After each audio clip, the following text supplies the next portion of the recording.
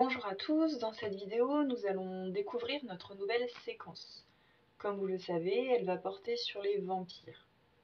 Nous allons donc chercher à savoir pourquoi tant d'œuvres racontent l'histoire des vampires alors que ces personnages n'existent pas.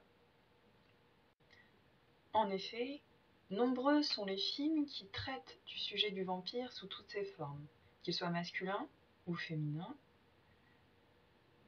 qu'il soit noir ou blanc, qu'il soit étranger ou pas, doté de super pouvoirs ou simplement fascinant. Dès les origines du cinéma, le vampire est un personnage très présent. Dans le film de Méliès, Le Manoir du Diable, une chauve-souris géante se transforme en démon qui fait surgir des sorcières. Un homme effrayé s'en va alors qu'un autre parvient à faire fuir le démon grâce à un crucifix. Nosferatu de Murnau est la première adaptation du roman Dracula de Bram Stoker. On y découvre un personnage effrayant et envoûtant. En 1958, le cauchemar de Dracula de Fischer fait apparaître la couleur. Le personnage de Dracula est alors à la fois raffiné, mais aussi un personnage qui devient tout simplement bestial.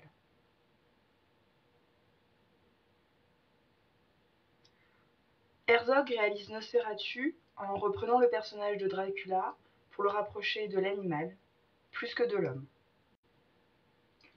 Même les films d'animation pour enfants mettent en scène des vampires, comme en 2012 dans Hôtel Transylvania. Personnages nocturnes et effrayants, les vampires traversent toute l'histoire du cinéma.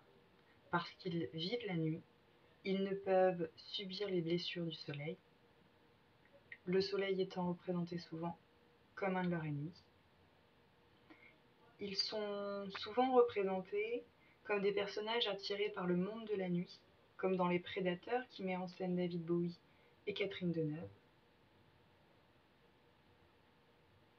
Dans cet univers de la fête, le vampire devient un être sensuel et séducteur, comme ce personnage dans Les Morsures de l'Aube. Mais il reste effrayant, car le vampire dévore et tue, comme dans Une nuit en enfer ou dans Blade, qui suit le destin d'un tueur de vampires. Si Dracula inspire souvent les personnages de vampires, certains personnages féminins sont en particulier inspirés de la comtesse Bathory, qui a réellement existé. Cette comtesse est accusée d'avoir torturé de jeunes vierges pour extraire leur sang, puisqu'elle considérait que leur sang allait lui permettre de conserver jeunesse et beauté. Dans Les Lèvres rouges, les métaphores sont présentes et l'on a l'impression que le vampirisme est là pour illustrer la sensualité naissante. Dans Persona, c'est le désir et l'abandon qui sont représentés à travers ce personnage du vampire, puisque dans certaines scènes, on voit la victime s'abandonner complètement à son prédateur. Le vampirisme est aussi associé à une autre métaphore, celle de l'addiction, comme dans le film The Addiction d'Abel Ferrara, où l'on voit un lien étroit entre la soif de sang et la drogue. En effet, un lien se crée avec la morsure et le plaisir de l'extase induit par la drogue dans plusieurs films, dont le film Only Lover Left Alive de Jim Jarmusch.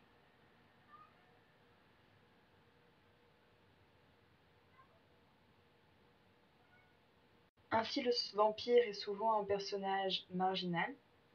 Il vit loin de la communauté des hommes et de la société. Représenté parfois sous les traits d'un monstre, il est celui qui suscite la peur, mais aussi la fascination. Le cinéma n'a de cesse de le raconter et de l'illustrer. Il est là depuis les origines du cinéma et ne cesse de nous fasciner. Donc à présent, dans le grand cahier de français, vous allez noter le titre de notre séance 4, Les vampires dans la fiction. Pourquoi raconter l'histoire de personnages qui n'existent pas? Vous prenez une nouvelle page et vous écrivez ce titre en grand.